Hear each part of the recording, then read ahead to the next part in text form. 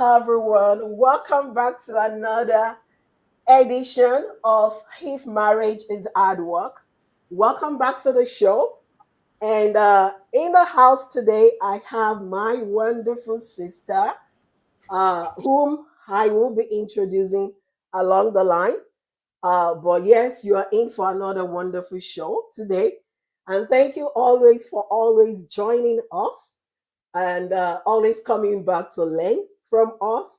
I really, really appreciate it because you could have decided to spend your evening somewhere else, but you are here today.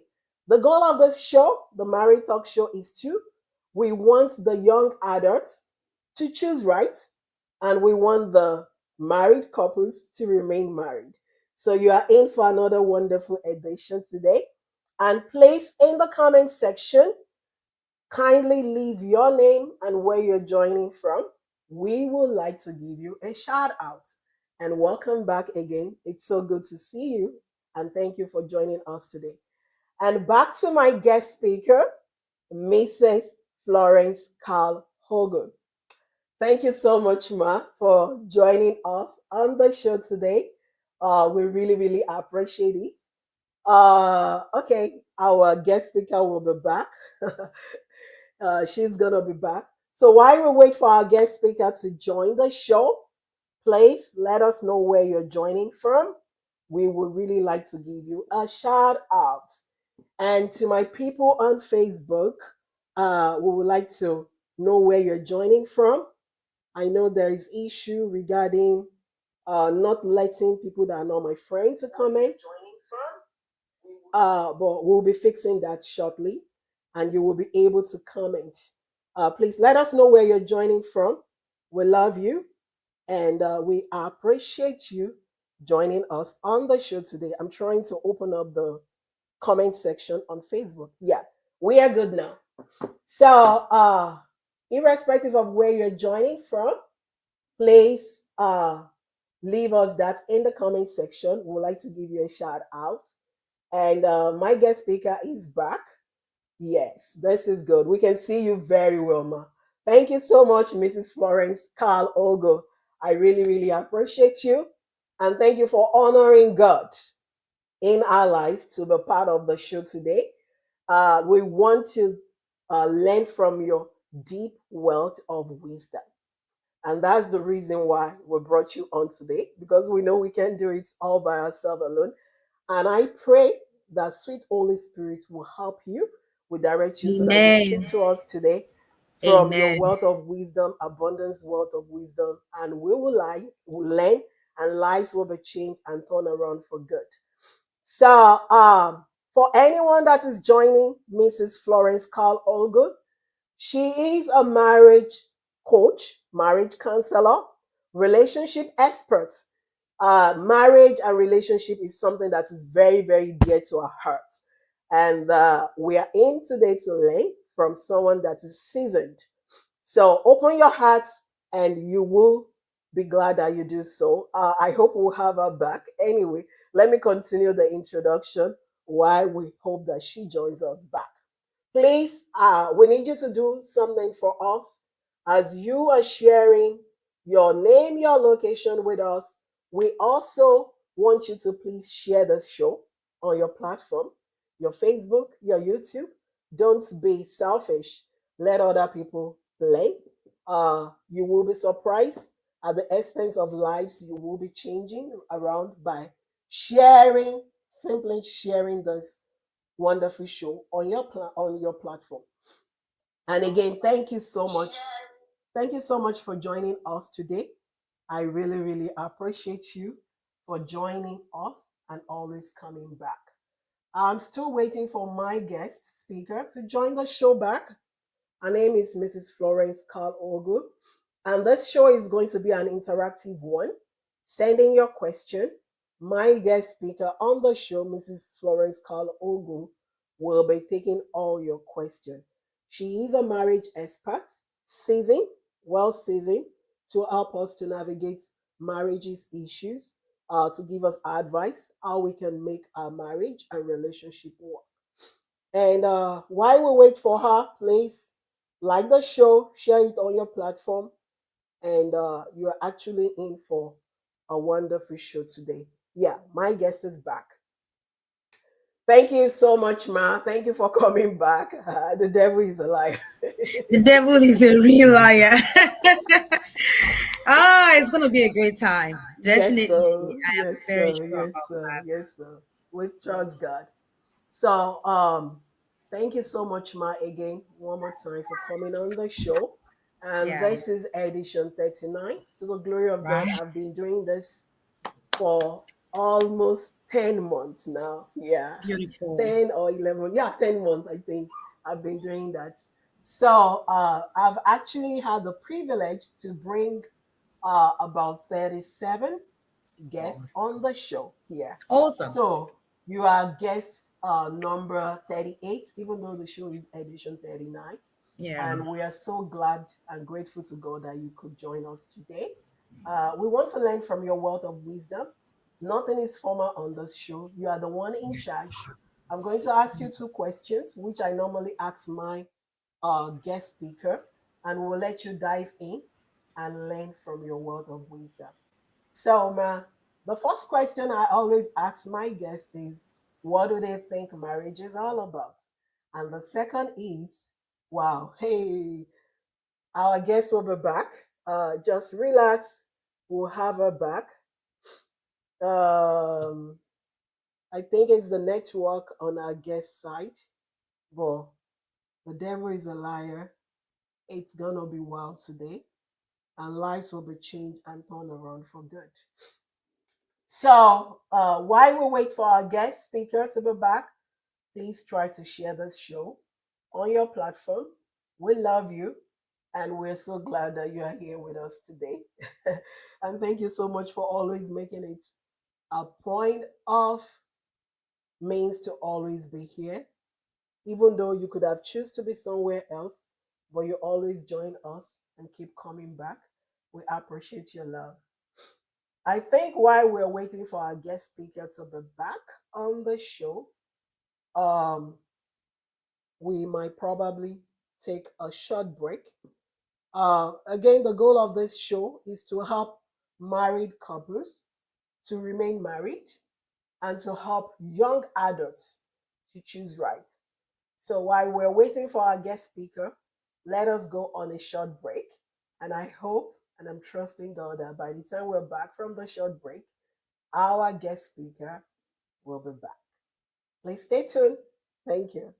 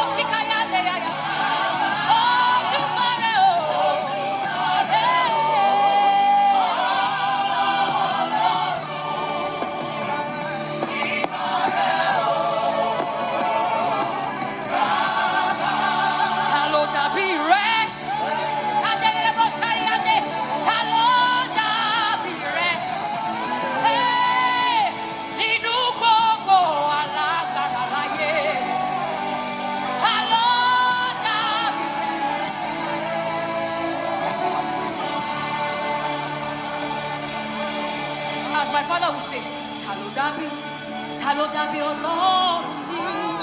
Yes. Talodabi, Talodabi Ọlọ́run mi. Adélébó ṣàlẹ́yà. Talodabi.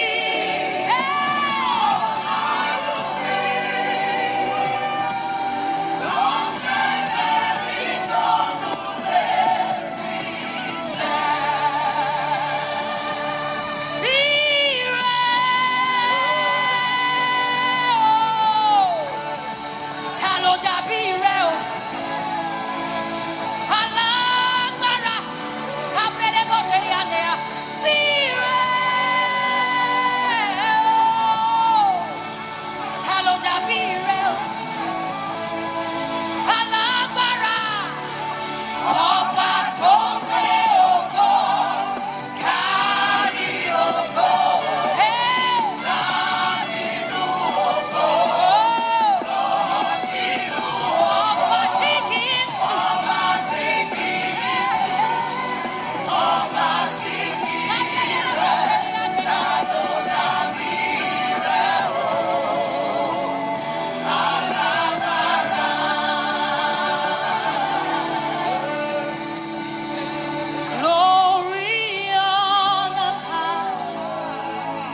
to the Lamb of God forever.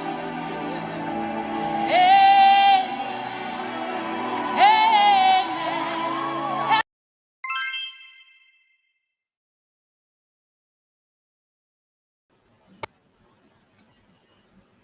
Thank you so much, Ma, for joining us back on the Thank show. you. Yeah, we are in for another wonderful show today. But everything will be fine by God's grace.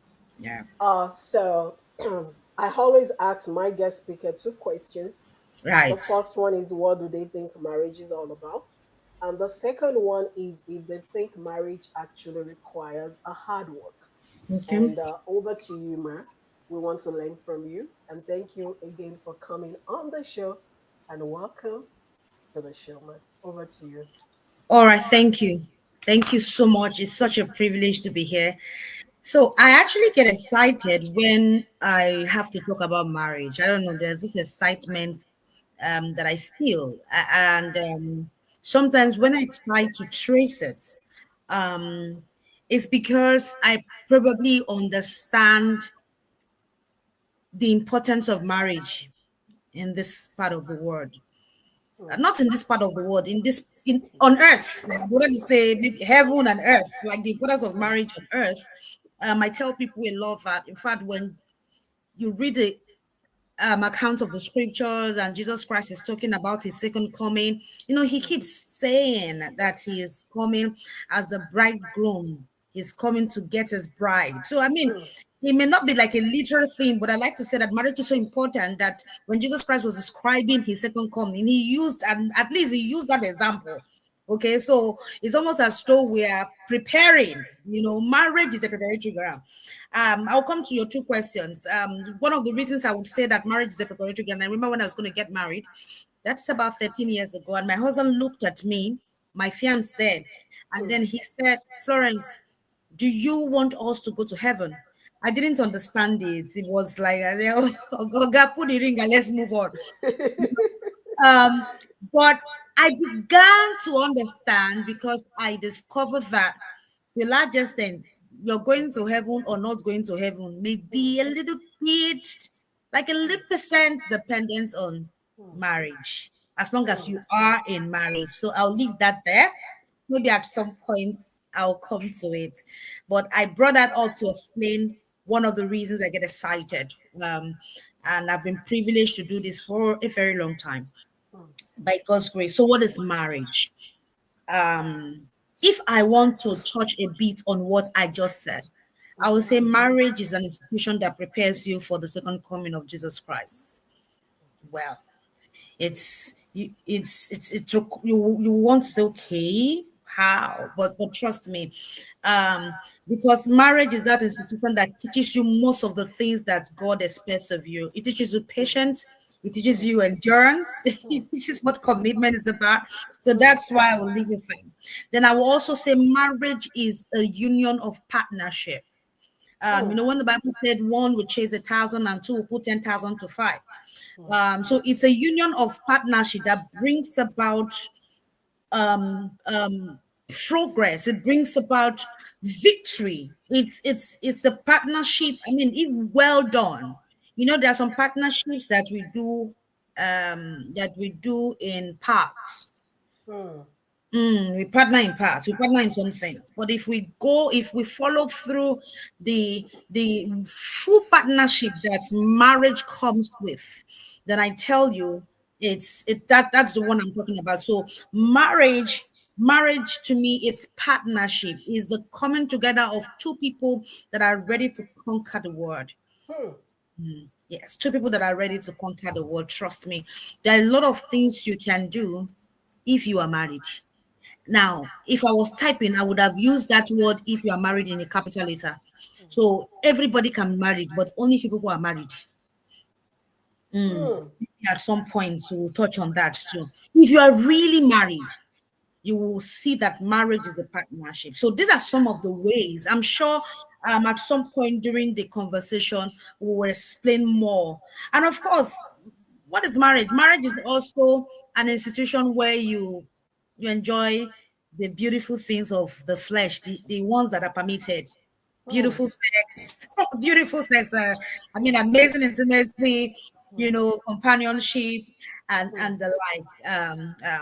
So I put that one last because I know that marriage is first of all unto God. So if you mm, notice what I said first, and then I said this one last, doesn't mean it is less important.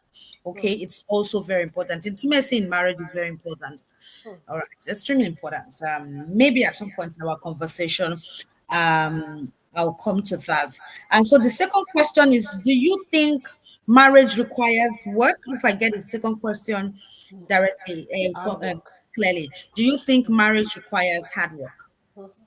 Mhm, So I would like to liken it to a farmer that purchases a land mm, and decides to he doesn't want to go hungry. He wants to plan for the days of famine, mm, and so he decides to maybe plant cassava. mm, Don't forget, he already bought the land. mhm, He bought the seed. I mean, I happen to be a farmer's daughter, so I know that you need to plant this stick, the cassava stick, right? And so mhm, he has that already, and then he plants it. So give and take, cassava may take about 8 months or thereabouts to grow. I'm not sure. It's been a while. Um, and so for those 8 months, he just goes to bed, mm, and then comes when it is probably 8 months to uproot or harvest his cassava. wow. Especially because famine is very close. People are going to be hungry. So he has cassava. Mm, Trust me, when he gets there, mm, his cassava would have been eaten up, mm, overshadowed by weed and mm, every necessary thing that goes, that's the land attracts. mm, That's what happens when you don't work. mm, Don't forget, we have different kinds of work. So for that man that knows what harvest is about, that is looking forward to a beautiful harvest, that is mm, looking forward to the benefits of that cassava. mm, At that point, clearing the weeds, weeds are unwanted plants, right? mm, mm, Clearing the weeds and chasing rats and rabbits away from that his cassava mm, won't be so much of a big deal. The mm, goal is more important. So he does it excitedly. mm. I don't know if you're getting me. So Yes. yes, he sees the fact that he's working. I like to remember when we were actively in farming. My dad plants his yam, and at that point, as a young girl, I used to feel very tired to follow my parents to the farm. I'm like, why are you stressing me? Why do I have to go to the farm? So the farming thing has not entered my body, but my parents that understood it, they were so much into it. And then I would see my dad knowing that when it is time to harvest that tuber of yam, the size is usually very exciting. He's usually Mm, so I see the energy, I see the excitement he uses to clear the land, the weed. mm, The excitement used to confuse me. I said, but this is work now. Why are you doing this work excitedly? I mean, you should pretend as though you are not working because I was doing that. I didn't mm, understand, just like some of us may not understand marriage. So we hide as though we are working. We are not working. Or we run mm, away from that work because we think, the work wants to kill me. So mm, back then, because I didn't understand it, mm, I would I would pretend as though my leg is paining me or my hand is paining me. I can't hold the cutlass. mm, But my dad, even if he had fever that morning, my dad will gladly enter the field and mm, clear. My mom would do the same thing. And I've always wondered what is motivating these people to do this work.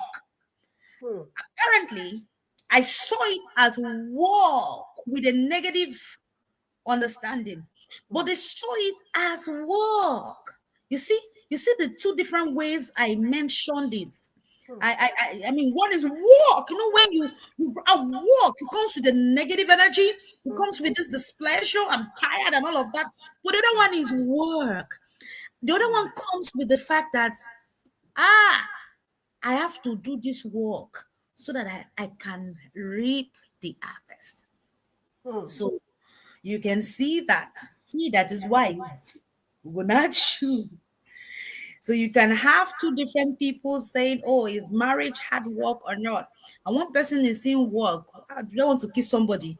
You work to say yes or to agree to the relationship or to toast Hmm. or to ask the lady out. You will work to win the heart. You work, and then you will now work to sustain the process again."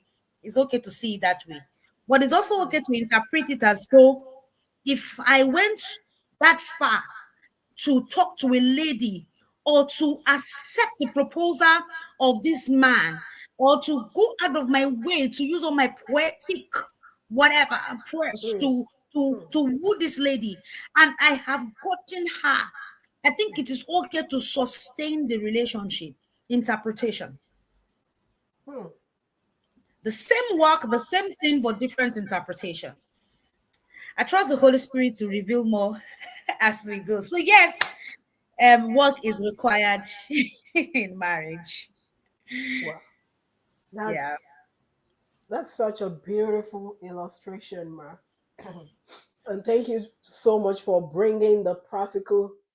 Oh wow, we lost our guest again. Um, I believe God that our guest speaker will be back. Um, yeah, we lost our guest speaker again. This is the network from our guest speaker. Hmm.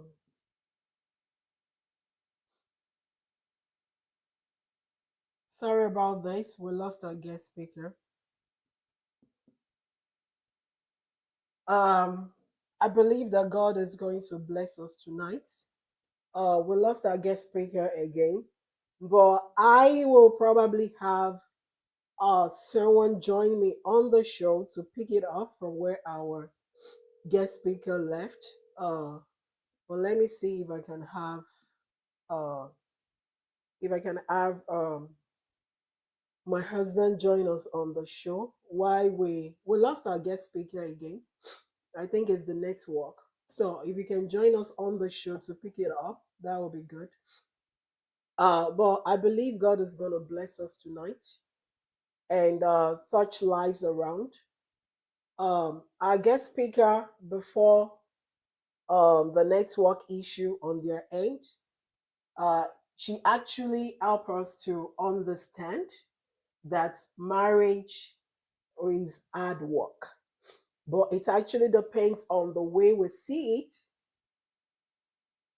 It can be a tedious work based on the way we see it, and it can actually be a good work based on the way we see it because it has its own beautiful reward.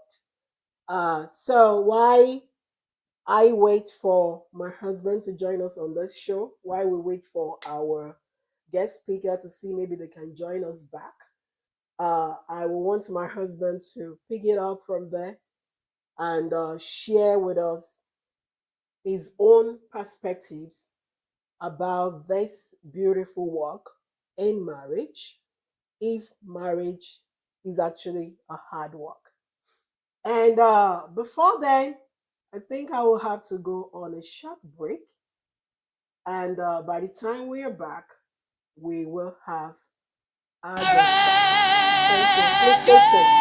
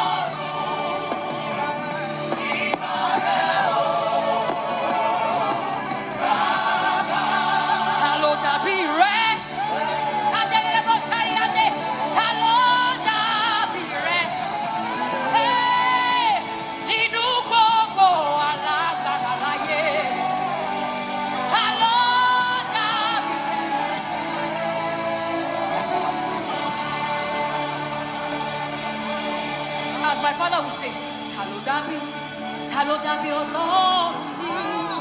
Yes. Talodabi, Talodabi, oh Lord.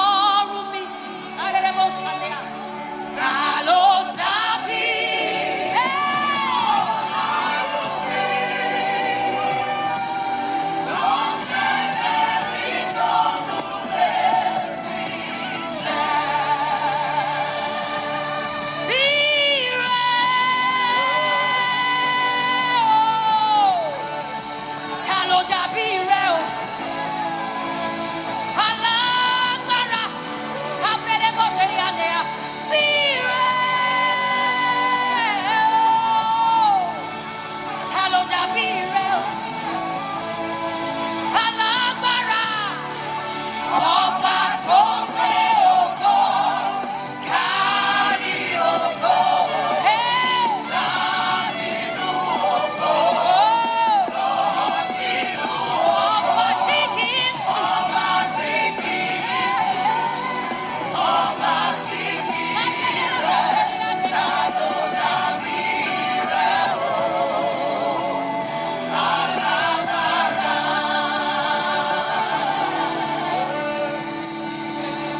Glory, honor, power to the Lamb of God forever.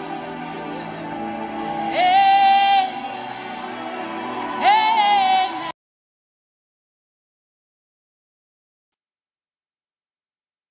Thank you, everyone, for joining us on the show. So, while we wait for our guest speaker, Mrs. Florence Carl, to be back on the show, I have my husband here who is going to be fitting in and actually share his own wealth of wisdom with us if marriage actually requires a hard work. Thank you, Dr. Sean, for coming to the rescue. Love to rescue anytime. So, our guest speaker, Mrs. Florence, was trying to explain to us the good work that marriage requires, and she illustrated with a farmer that plants seed and just leave it without coming back. They now came back after months expecting something, but she said marriage requires constant work, Yes. and it depends on the eyes that we view it from. Which is okay, right? So Yeah. we have her back. Mm. Anyway, I'll have our guest speaker back on the show. Right. Thank you, Mark. Welcome back. Wow. Yeah, so I decided to draw my husband in. Ah, Uh, God bless you, sir. Nice meeting you. Thank you so much, Ma. I really Yes, love the yes. idea and the concept of marriage being put on the same platform as a farmer and just walking away for 8 months. And I was like, I can't wait to Right. hear where this story ends. This man is not going to get anything when he gets back. Oh my goodness. But Oh thank my you so much goodness. for what you do. I appreciate you. You can go for it, Thank please. you. Thank Mhm. yeah, you. please Thank go you. ahead, Ma. Mm. All right. Once again, I apologize to everyone. I don't even know what's happening. Yeah, so I was trying to explain what happens when you don't take care of what you have taken so long. So I had to divide it into two to say that there's a mindset that goes with this. The first mindset is the fact that, oh, marriage is a lot of work. And that's why some people, I mean, I have been a therapist for a while, and you hear people come in saying that I'm so stressed, I don't have the drama. They call it drama. I don't have the drama for marriage. Actually, what they call drama is work. Mm. Work that they don't understand, right? Work with the way, I mentioned that if I was typing, I will use that word as a capital letter with a scary emoji, right? That's their interpretation of the work. Marriage is a lot. Sometimes maybe because of their experiences they saw, not they had. Maybe their parents, they saw the way marriage was. Perhaps, so if it's the woman, perhaps she grew up as a girl that saw her mom slave through her marriage, through the marriage. And she's saying that, okay, I can't do this like my mom. I guess she probably saw her mom wanting to achieve a lot of things, but ended up not achieving any of those things. I mean, I've seen people saying that marriage will tie you down. It's part of it, it's part of the work, because you have to literally do everything and then you don't have a life. So people see that as the works. Okay, I'm not even ready to do all of that. Then we have the other set of people that sees the work aspect of marriage to say, no, it may sound hard. It may come with the spelling hard, but no. Okay, we lost our guest speaker again. I would like you to chip in, Dr. Sean. We have a couple of questions. The first question came from one of our well-known person. Okay. There must be, I don't know. I need to be binding the devil. I don't know what's Yeah, So she's gone. Okay. So we have the first question from Mrs. Kikelomo Erile from Abuja. And they says about how can we manage a partner or a spouse who does not appreciate you no matter what you do. And I'm glad that you are here. At least you are a man. You can help us put a man perspective on that. yeah. I think that's a very unfortunate place to be, and we're gonna play this tag team a little bit. Okay. Let me have. She's back, so let's add her back.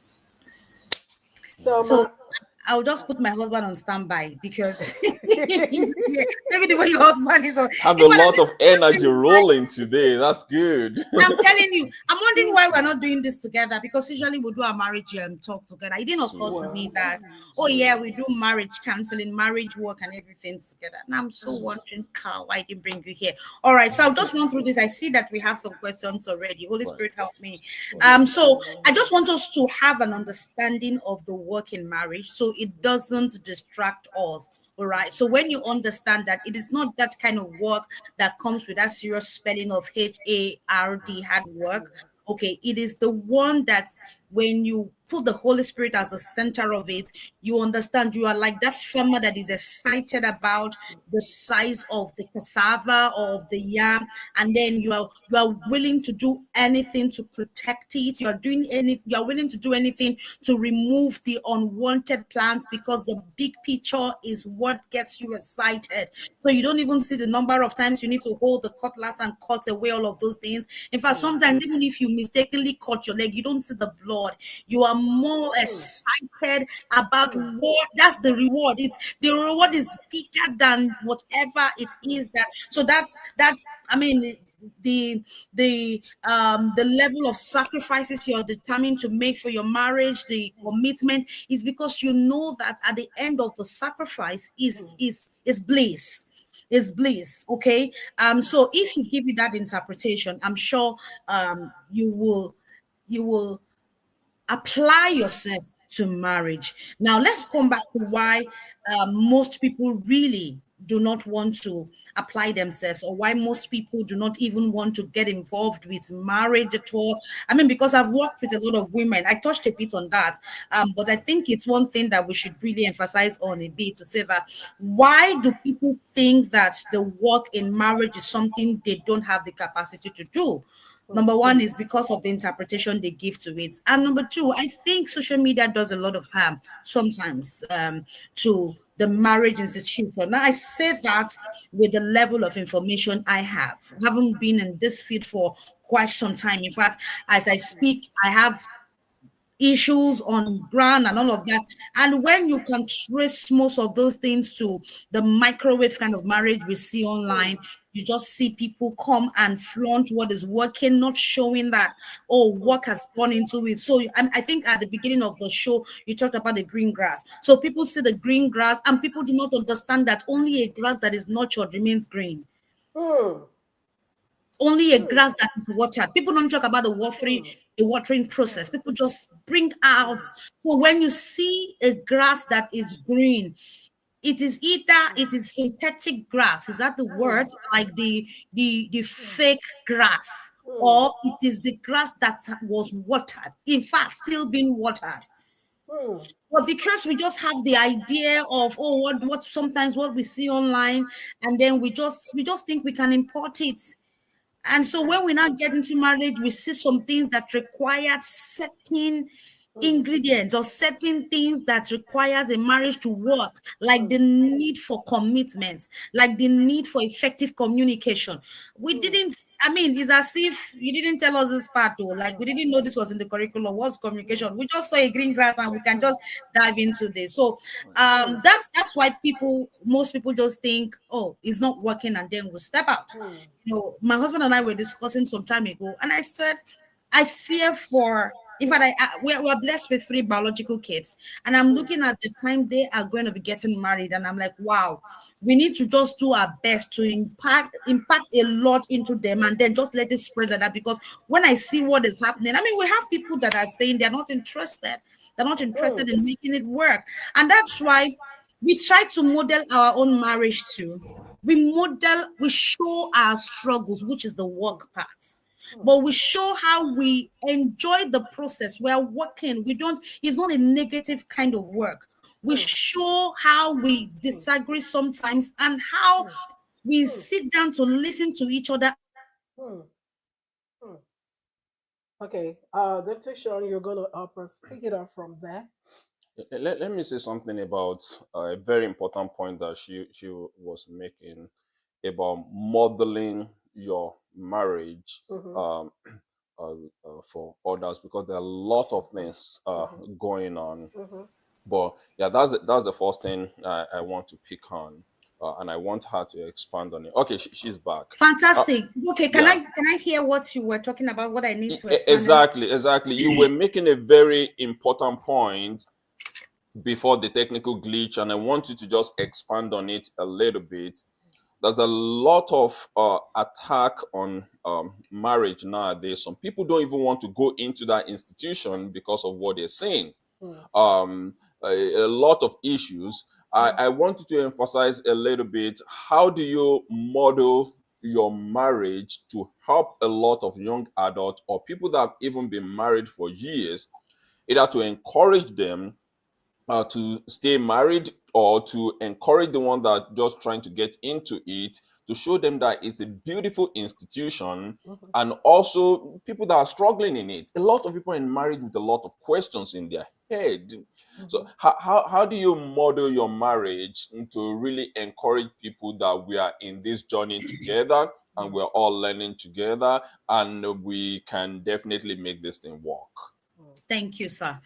So you model from your place of strength and vulnerability, because mm, we need to understand. I have always told people, in fact, we have some of our proteges that come around, and they literally leave full when they go. Where they are, while they are seated, we probably would have disagreed like one or two times, and then we move on, because we're trying to let them know that part, that these are two different people coming from two different backgrounds. My husband grew up in an amazing background. My own background had drama. So we're coming together from two different places, trying to merge, trying to understand. The 3 months counseling, premarital counseling will not give everything now. mm, So we have times that we will step on each other's toes, not because we want to be intentional about it, but because we are blind. We have blind spots on that, so we mm, just mistakenly step on it, not because we just intentionally want to do it. Okay, so we have time. So we try to model our vulnerability. We also try to model our strength. That's how to do it, to let people know that yes, there is actually a path to disagree and quickly agree, using the scripture that the knife should not fall with anger inside of you. In fact, for mm, marriage is a different thing entirely. So when we consistently say that and do that, at least with the little community we have. Now, we may not be able to do that to everybody, because for instance, mm, for us, not everybody will come to our space. Not everybody will come to our house. Not everybody may necessarily have access to us. But anytime I have the opportunity, like I'm saying this now, I know I'm speaking my truth. So I am glad with what I have done inside, so that when I'm talking, I know it's my truth. My daughter can overhear me and know that mommy is speaking her truth. That yes, we model by showing people that there is time where you guys will disagree, but the time you disagree should not be longer than the time you come back to agree. Disagreement in marriage should last only for a while, and then you guys will come together to move on. So I think that's how let's model through our strengths and our vulnerability. I'm sure that will help. So I don't know if we can take another questions, or I just Yeah, let's take this We have one. so many questions, ma. I think we yes. have like four. Uh, This one is from our long-time viewers. She wants to know how to manage a partner who does not appreciate, no matter what the wife or the husband do. So this can go both ways, ma. Thank you, ma. yeah, either the wife or the husband. Yes, there will Mm-hmm. be people, there will sometimes be partners who do not appreciate the sacrifices made. Holy Spirit, help me. There are two ways I want to address this. The first one, I want to appeal to everyone. Whatever level of sacrifices you make in your marriage, you don't do it to expect it from the person you're doing it from your partner. You don't do it to expect dividends immediately from your partner. So to say that when you guys have issues, you don't begin to outline the level of sacrifices you have made over time. It kills the potency of the sacrifices you have made. Now, I'm saying this to say that you don't make sacrifices and put down a list. Today, I decided to drop $20,000 because my partner needs it for something. And I denied myself from buying this beautiful bag. Just to be on record, though, I sacrificed. So the day something now happens, you go back to that list and say, after I sacrificed $20,000, what am I trying to say? I'll come back to there. So I'll create the two angles to this, that for us to really do marriage right, we don't have to keep note of the sacrifices we have made. It is as though if we really believe that the two have become one, it is as though you are doing it for yourself. So you have crossed that part. It's not a boyfriend and a girlfriend. You are already in marriage. So in marriage, it's as good as you doing it for yourself, right? So the because that's the concept of one. So there is no me sacrificing for the marriage and then the other person. Let's get that right. It will manage expectations and it will help our heart. Now, for literally to say that but I at least, even if it's appreciation I should get, again, we'll take it to the foundation. These are not cases you just address at once, because you are not you are not the problem. Now is the partner. So we don't know the number of things the partner is dealing with. Did the partner grow up in an environment or in a background where they don't do so much of appreciation? I mean, you'll be shocked how this happens. Nurturing is very critical, except there are other things. But if it's just the fact that it does not appreciate your level of sacrifice, in quotes, taking it to another angle now, apart from my first explanation, your level of sacrifice, no matter what you have done, please check, how did he grow up, or how did she grow up? Don't think this thank you thing is common with everybody. Some people don't even recognize that you are doing something special, let alone acknowledging it. Okay, so you want to find out if it's this person's not nurturing, okay, or his nature.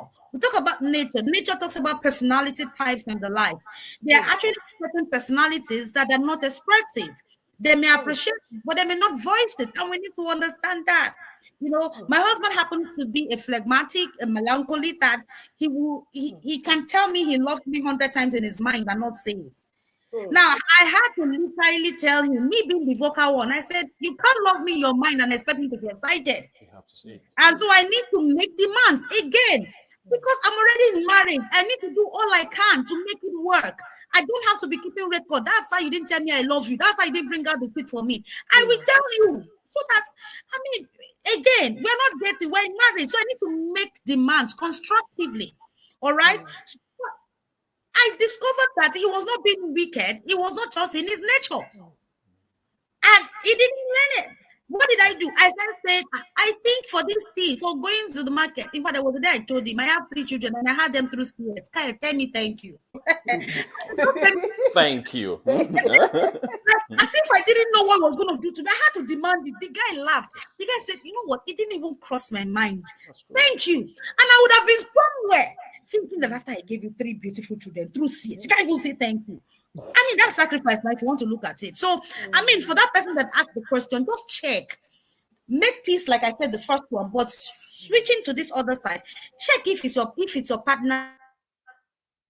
Oh man, Yeah. man, that was getting really beautiful. Very wonderful. I want to break it down in 3 different ways. Hopefully, Okay. she's able to get back and then get back into it. Number one thing is people appreciate differently. She's back. Oh, she's back. Okay, perfect. Yeah, I really want her to hit on that. Sorry, I go don't ahead, even man. know. Go ahead. Yes, please. yes. Oh no. Okay. Okay. While we're Okay. waiting for her, Mhm. people appreciate differently. Okay. Some people want to hear that word, Word of thank affirmation. thank you. Okay. Whereas there's some husband, when they putting money on the table is great, but it's not just by putting money on the table. Some husband are gonna go as far as getting your car ready, helping you to do housework and doing different kind of things, and that's their way of saying thank you. But now, if you are receiving or you're expecting to receive thank you in a different way from your spouse, please teach your spouse. Like this woman Teach said, in love. teach in love. Thank you. Okay. Teach in love is very important. Like this woman said, now she was expecting to hear thank you, and she had to tell her husband, I gave you 3 different beautiful kids through C-section. Couldn't you just say thank you? Because she was expecting to hear it. So you can definitely teach your spouse in love to say, hey, Kayode, I want you to say, when you say thank you to me, I appreciate it. So please say more of it. That shows me that you are paying attention to me and you appreciate everything I'm doing for the family. So this goes both ways. It goes both ways. It's the same thing too. When your wife cooks for you, you want to say, oh, thank you for the meal, because she has spent a lot of time in the kitchen. She has gone to the market or to the store to get some things. You want to say thank you. But again, if words is not your way of saying thank you, if it's a different way, 2 of you have to be on the same page that this is how I want to be appreciated. So you can definitely teach your spouse how you want to be appreciated. Okay. I think she's back now. Let's try to add her back, but that's a very important point that she's trying to make. I don't know. I've been trying to use different devices. Like no worries, we're getting the point. We are definitely getting the point.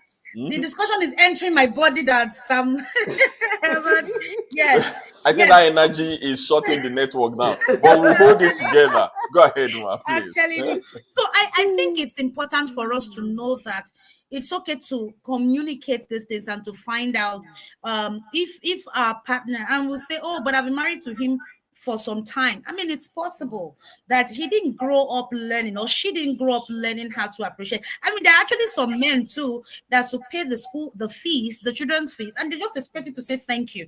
But you just think it's their duty. Oh no. Okay, we're there again. I think the basic point on this one, before we move into another question, is please, it's important for everybody to appreciate the other partner. Yes. I mean, it's tiring, it's wearing when you keep doing something and it seems as if your partner is not seeing you. Please, if you're a husband on this show, try to appreciate your wife for little things, for big things. You can even ask your wife, what do you think I can do for you to make you feel that I appreciate you for the things you're doing? Then the person can say, I want you to say it. Or I want you to help me clean the house every Saturday. Or I want you to help me buy this thing from the market. Whatever thing is okay for you to ask your partner, say, what do you think I can do for you, I can say to make you feel that I appreciate you? Then you tell your spouse, and then your spouse tells you, and 2 of you be on the same page that this is how we want to. The way I love to appreciate my wife might be different from the way another person wants to appreciate their wife. But what works for your marriage, you have to find it between 2 of you, and then make sure that you're doing it. Again, if you are the one expecting it in love, perfect. If you are the one expecting it, Mm-hmm. please make sure you sit down, find a good time to have that conversation. Maybe when you see two of you are laughing and everything is calm, and just quickly slip in that conversation and have the conversation so that two of you are on the same page. That somebody likes you to hold her hand when you are walking together. That's the way for her to know that, oh, he sees me, he loves me, and he appreciates me. Then do that as a man, because it is your marriage. You can say, and you have to make it work. And you have to make it work, definitely. So hopefully we're able to walk away with something in that. I know we have a lot of questions. So you were talking about find a good time. So are you saying that every time is not the right time for you to have a discussion? Oh no, every time is not the right time to have. It depends on the type of conversation you want to have. Say, for example, a man just got back from work, drove from island to mainland or whatever place, traffic. and is in the traffic and is tired, and he got home, and you are telling him you want to have a word with him. He said he's not there at that point. So you want to find a good time. I mean, you know your spouse better. You want to find a good time to have a conversation with him or with her, so that two of you are on the same page. Again, remember, your spouse is never your enemy. Your spouse is not your enemy. The devil is your enemy.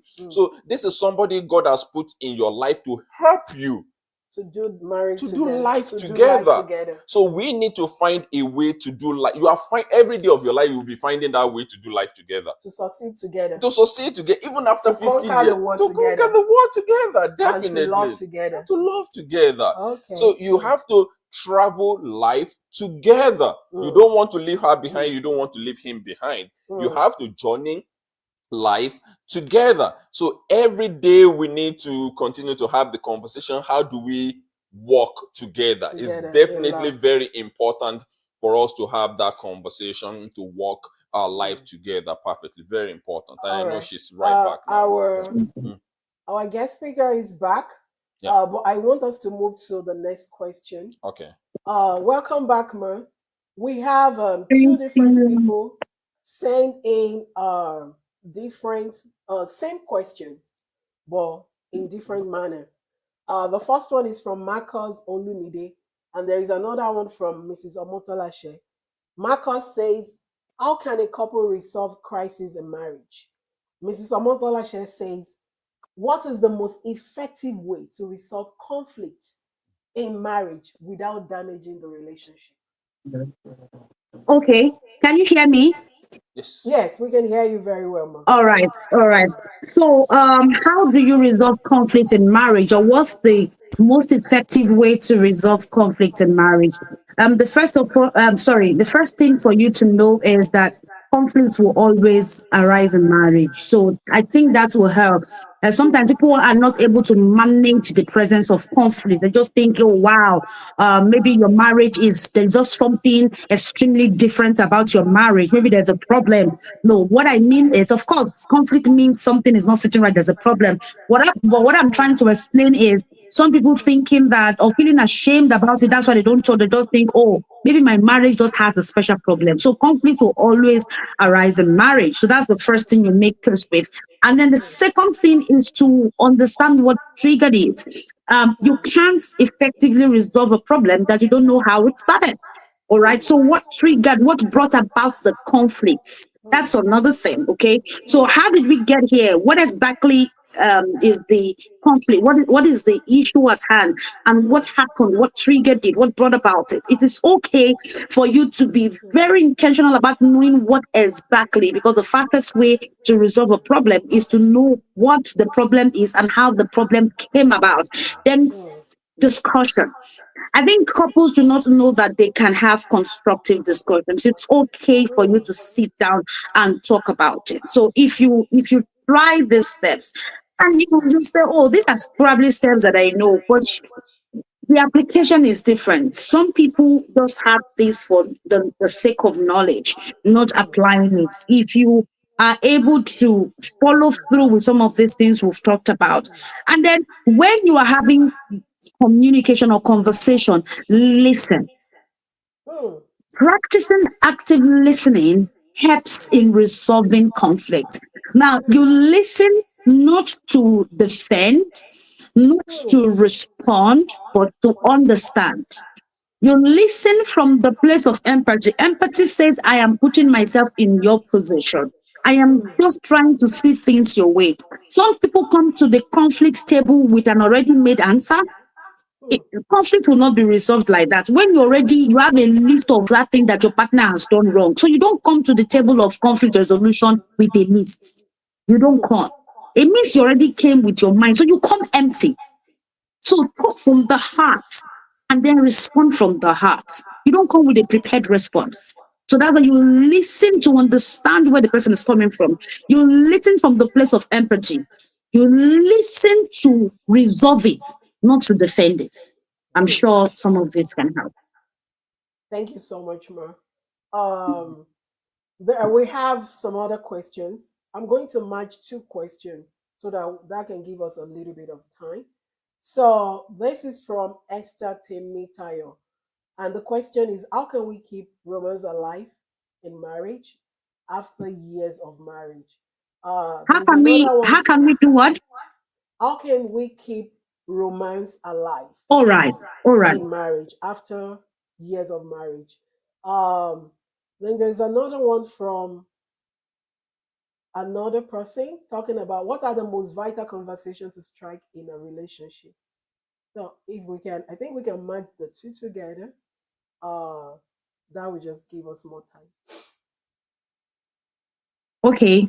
I'll take the first one. I'm not sure I got the second one clearly, but when it's time to take it, probably you will just um reiterate. Let me take the first one. How do you keep romance alive in marriage after years of marriage?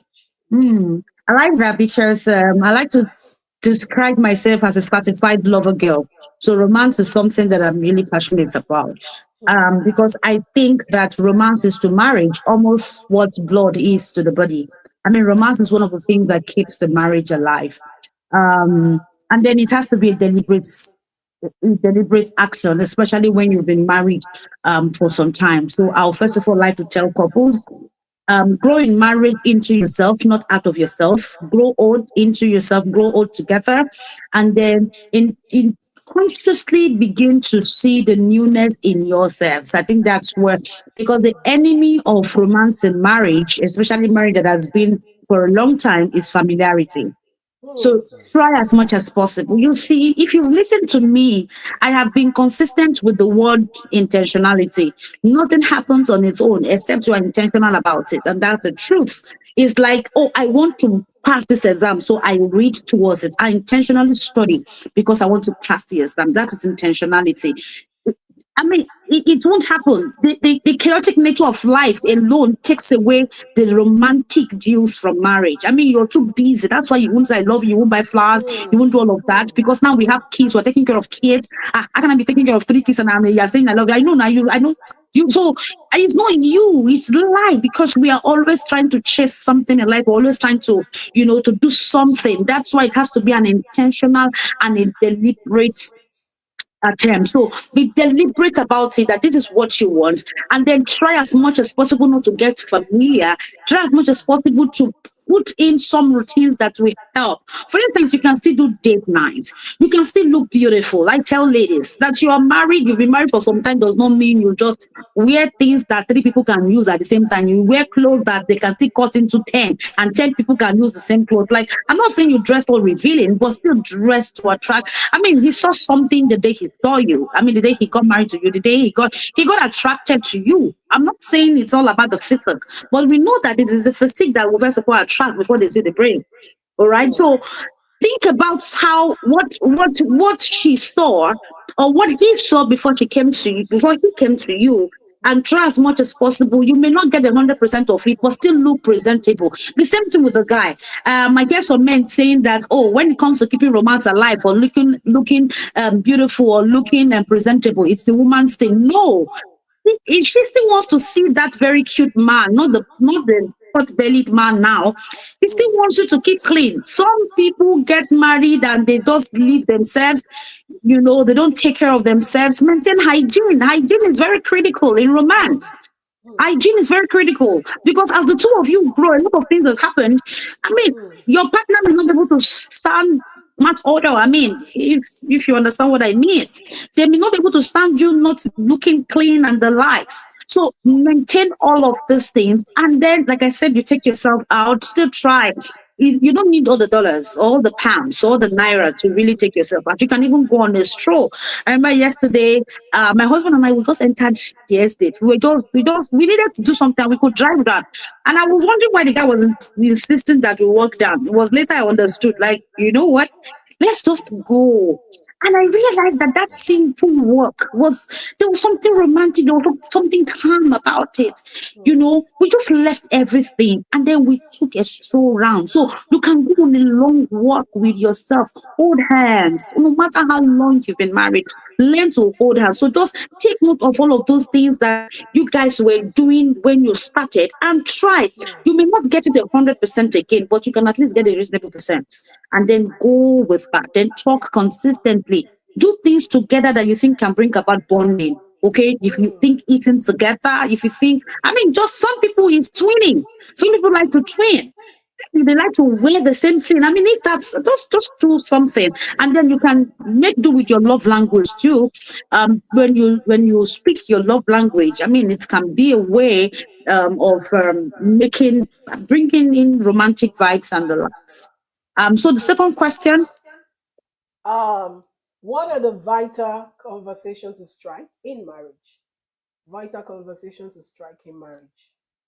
vital conversations to strike in marriage. What are they? I think it depends on your marriage. It depends on the stage of your marriage. If I get that question correctly, what a vital conversation may be in my marriage may not be the same in your marriage, but maybe we can just have some very basic ones or general ones, and that would be consistently, where's our marriage going to?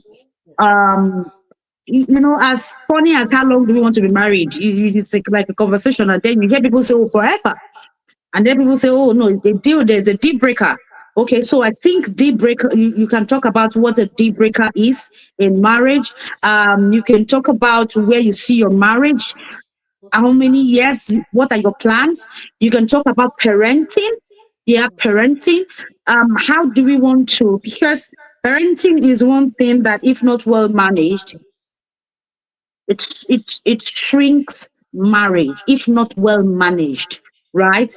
So people get into parenting and focus a lot on parenting, and they allow marriage to suffer. So you can talk about, oh, how many kids do we want to have, and how do we want to maintain having these kids, being great parents to our kids, and still be great lovers. Okay, finance also is something that you should talk about.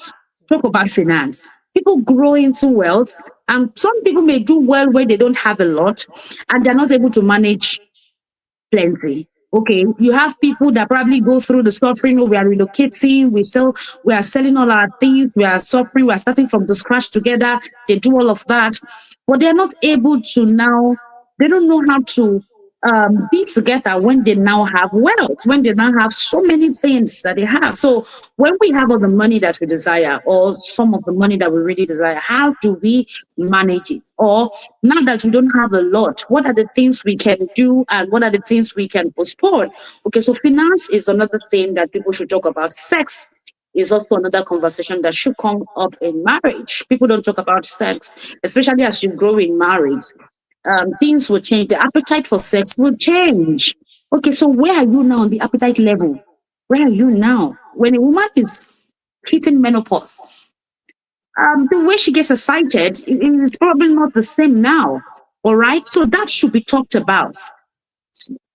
I mean, when a woman is pregnant or she just had a baby, a lot of things. So sex in marriage should also be one thing that people should talk about. Thank you so much, Ma. We actually have two questions came in from two different Okay. people about finances, but we're Okay. going to merge it. The first one from Uluwatobi Adenariwo. How can we manage finances and make financial decisions together? There is another one from Adesimbo. Is it right for couples to have a joint account? So is it right for couples to what? Have a joint account. Okay, so let me take the first one. Thank you. Let me take the first one. How do you manage resources together as a couple? That's the question, right? Yes. All right. So I think I've touched a little bit on that, but just for me to emphasize more on finance. Um, it's okay for couples to know what works for them. Um, some people they just stick to one stream of income. Some people are open to various streams of income. Some people are, you know, I mean, we just have different ideas when it comes to money and finances and the likes. But when it comes to these, there are different stages. The first one is making the money, the second one is spending it. So, Mm. in each of these, you understand people's strengths. As a couple, you know which person does more, whose job pays more, Mm. right? Whose business pays more. And then because the two of you have become one, you are a team. And that's what I tell people. You are a Mm. team. So for instance, I'm Florence Karl-Ogwu. We call ourselves Team Carl. So when you say you are a team, it means you're working together. So if for instance, I'm having issues. I've used like three different devices, and my husband is here trying to make it work. That's a team. Not saying, oh, I will just leave you to yourself. We are together, right? So if you see the business or the job that is bringing in more money, you try and help that person. If it's your wife or your husband, you partner with that person to protect the process, help the process, and make it do more. Right? So feed what works when it comes to your finance. Feed what works while you look out for other channel. Because I mean, we all need more money. Everything is going up in any parts of the world. So you feed what works and you intentionally look at for what more business you can do. Then the second part is the spending. In every marriage, there's the spender, there's the saver. So identify who the spender is and who the saver is. In my own case, I am the saver, coincidentally. Or is it coincidentally? Maybe surprisingly. You would think that I'm the spender, but I'm the saver. I'm the one. I'm the one that will make sure, Holy Spirit, don't say, see, God, you know what, this thing, we don't need it now. And my husband is saying, opportunity cost. Even you will not see it again. And then he just buys. And money comes in, and then he's seeing this beautiful thing. And I'm like, so we need the saver, we need the spender. You don't also need to save so much that I believe in living life daily in marriage, in life, everything. And then you just keep postponing. And then when it's time to spend, you can't spend the way you should spend because you are old. But we don't also want to eat everything you have. So identify who does what. And there is one that you speak more in a season. There's a season in your marriage that you will need to save her more. And there's a season you will need to spend her more. So if you just do all of these things, it will help you with financing your marriage. These two things I've talked about. There will be a season where you need the strength of the saver. There will be a season where you need the strength of the spender. Those know who is who. In your marriage, like you see, we've identified our own. So we know who is who. Just identify that, and I'm sure it will help. What do I think about joint accounts? It's a personal thing. I try as much as possible to shy away from these things because we try to give couples the opportunity to agree on some personal things for them, because this agreement is not just something you say of the book. There are a lot of things that will be responsible for it. So if I say joint account is good and someone is listening to me and saying that from experience my partner doesn't do well, my partner goes behind me to do all of these things, if my partner knows that we have 10 million somewhere, he will or she will make, they have good reasons in counseling and therapy. When we sit down with them, people have good reasons why they think they don't want to do joint accounts, and you can't just come out to say you have to. So I would want to say that question is not one that I would just say outrightly. But then, do I practice joint account? Do I have joint account with my husband? Yes, I do. I do, because it is also helping me to preach and to get into that togetherness thing, that the two have become one. As long as I have my personal account, he has his personal account, we just feel, oh, let's have a joint account. And to make it very simple, we just tie it to certain things we need to do for the family. Okay, if you have assets, just put it inside. Like we don't create too much structure around this, so it doesn't look like one person will. You understand? So let's just tone down a bit on the joint account thing, don't, so that we don't make it. The reason we are asking so many questions about it is because we've heard so many things of maybe the person will now, close the whatever and run away with the money. There's no trust, or one person is feeding the account more Yeah. than the other person. So maybe I put more into the account and my partner puts less, and my partner, when it's time to take, my partner takes more. Those issues. So the first part is to conquer all those things and to see that we are one, right? We're one. We're not going through this individually. And then what works for you? And then tie it to something. Just say, okay, that's where we pay school fees from. If that's it, tie it to something. That's where we pay the next rent from. Or that's where we do vacation from. So when you tie it to this family kind of thing, it takes away the official look and the serious thing that makes people to run away from joint accounts. So yes, I do believe in it because I practice it, because I keep a joint account. Yeah. Thank you so much, Ma. I believe we have to bring you back on the show because we've not really uh milk the word of wisdom that you have. Yeah. I've just But been before, going off and on. What this device did to me today, I can't even believe myself. Like, I'm like, what's happening? But it is yeah, where. thank you so much, Ma. We're gonna round up with one question in two, as in two questions in one.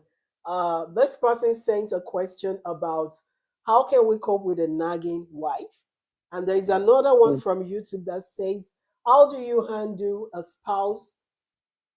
Oh, how do you handle uh how do you handle a husband that does not find anything interesting about the wife anymore?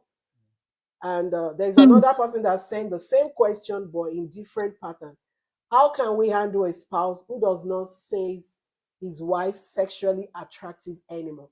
It's still the same thing, right? It goes anyhow. It's Yeah. still the same thing. Yeah. A spouse that does not find the wife attractive anymore, or a man that does not see anything interesting about the wife anymore. Then there's another one. How do you handle a nagging wife? I think the three are intertwined, right? Definitely. Yeah. Yeah. You can So put then all we'll of them round it Okay. up together. from there. Okay. Okay. So, how do you manage a nagging wife? A nagging wife. Yes. Yeah, I'm assuming that that's a very quiet husband, right? That probably, again.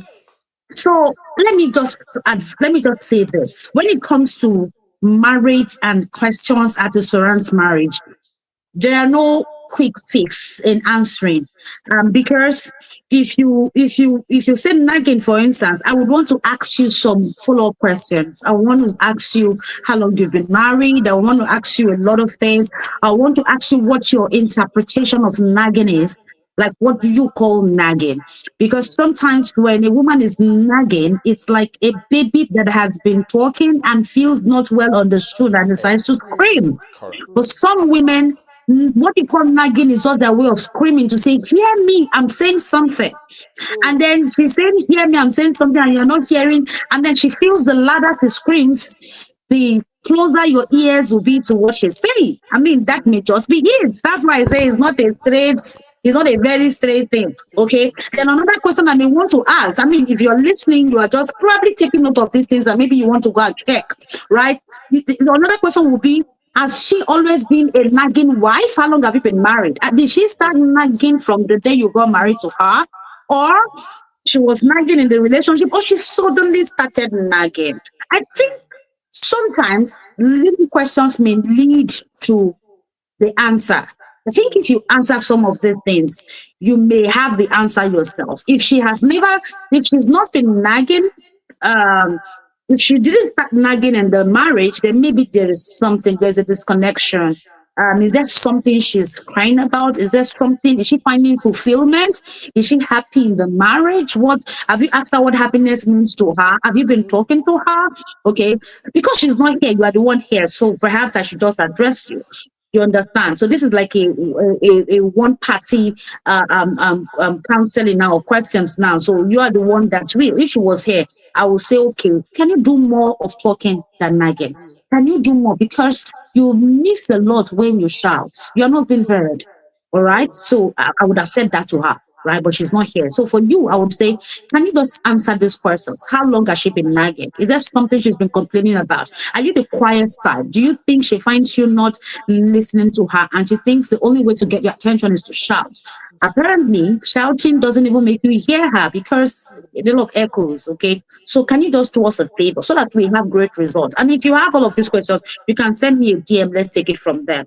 All right. Mm. So not feeling how do you handle a partner that does not find you, not finding okay, you don't find your wife attractive Attractive anymore. enough. Mm. So there's this senator in Nigeria. I don't he's in Nigeria. I don't know, but I saw the video some time ago that said if you think you are very attracted to girls in uniform, you can't take your eyes off girls that are always putting on uniform. They get your wife one.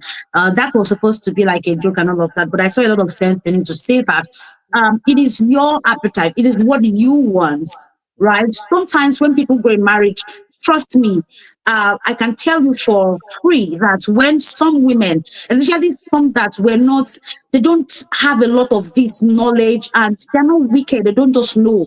All right, so they don't know that as they are being mothers, they have to intentionally be wives. They don't Mm. know that, and you don't blame them. So it is okay to teach her. Have you told her what being attractive is to you?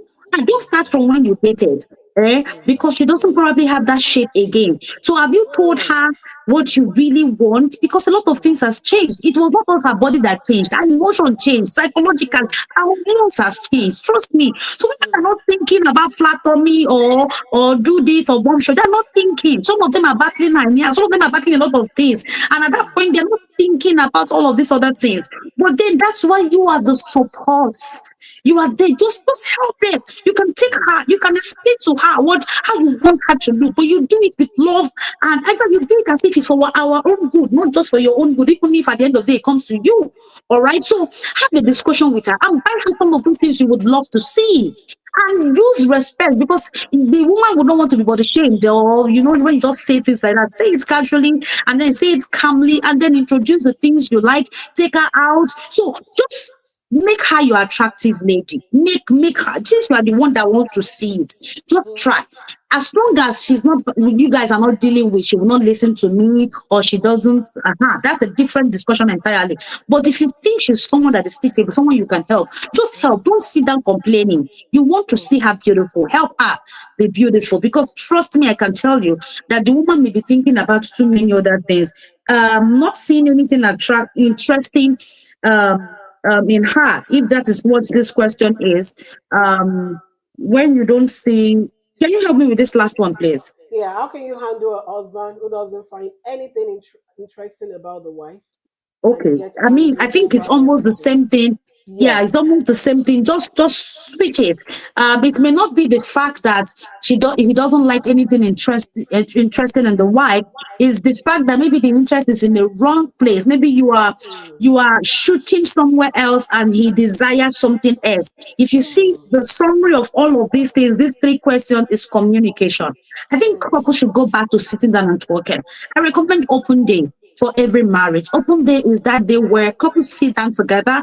There are certain rules that govern the open day. No one gets angry. Mm. We say things, but constructively. Constructively. No name calling, nobody shaming, no personalizing anything. But can we just pour our heart and talk about our expectations, our dislikes, our struggles? So I would recommend open day will solve most of these issues. Open day will probably resolve nagging a bit.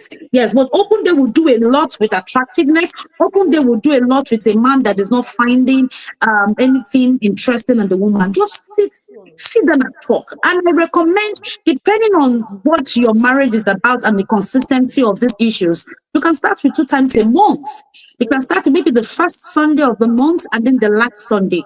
So you begin it and then you review the last Sunday. You guys should just sit down. You can go somewhere and sit down. Say, this is open day. Can we talk about our marriage? I mean, you run a business. You have meetings with your partners. You have meetings with your clients. You have meetings even with your workers. But you don't have meeting with your spouse. Sit down. And when I say meeting, doesn't mean that you guys just sit down and watch television together. I mean intentional conversations. I'm sure when you have all of these things, it will resolve all of these issues. And then you are able to hear from your partner. You hear what they have not been able to say. You also hear what they are not saying. You hear what they have been scared to say. And when they finally open their mouths to say it, you hear the other part of it that they are not saying. That's what you get when you have open dates in your marriage. That's good. Thank you so much, Ma, for the deep wealth of wisdom. And again, we have to bring you back on the show because the network actually short cycle us from milking your Yeah. wealth of wisdom. And I do agree that all my viewers at home, they want to see you back on the show. Yes. Well, we really, really appreciate you for the time you spent with us today. Thank you for the energy. Thank you. Thank you for the money because you spent your money to get the data to even come on the show to pour into us. We really, really appreciate you. Our time is fast spent. And well, our prayer is that God, in His infinite mercy, will continue to uphold your marriage. He will uphold your home. He will uphold your Amen. family. He will uphold your Amen. children. And it will bring to Amen. pass everything that concerns you through Christ Amen. Jesus. And thank you Amen. to Uncle for allowing you to join us on the show because you could have decided to You know, the use technical thing behind with the all the scenes. technical things behind us. Yeah. We feel even though we can see. We feel it even though we can't feel Oh it. yeah. Yeah, for Yeah. making it work. Yeah. Yeah, and you could have decided to just sit down together, chill with this time. But Yeah. I don't have that time. But at least he made it a time. Yeah. He allow you to come out and share your depth of wisdom with Right. us. We really, really Right. appreciate it. Thank And you. my viewers at home, they are sending in a whole lot of thank you message, even though I can't cast everything here. Thank you, Ma. We would love to see you more. And this is Thank where we're you. going to stop the show today. And to the viewers at home, thank you so much for making it a time to spend with us today. And sorry for the technical issue. We need your prayer. These are the things we face behind the scene. The devil is a liar. This Yeah. show will continue. Oh, definitely. Right. Definitely. Yeah. Right. Thank you so much for making it a time with us. And I hope you have a wonderful week. And this is your girl, Cecilia Howard. Until next week, when I come your way, I love you all. Have a blessed week and have a beautiful new month. Bye for now. Thank you, everybody. Bye. Thank you. Yeah. Bye. Yeah.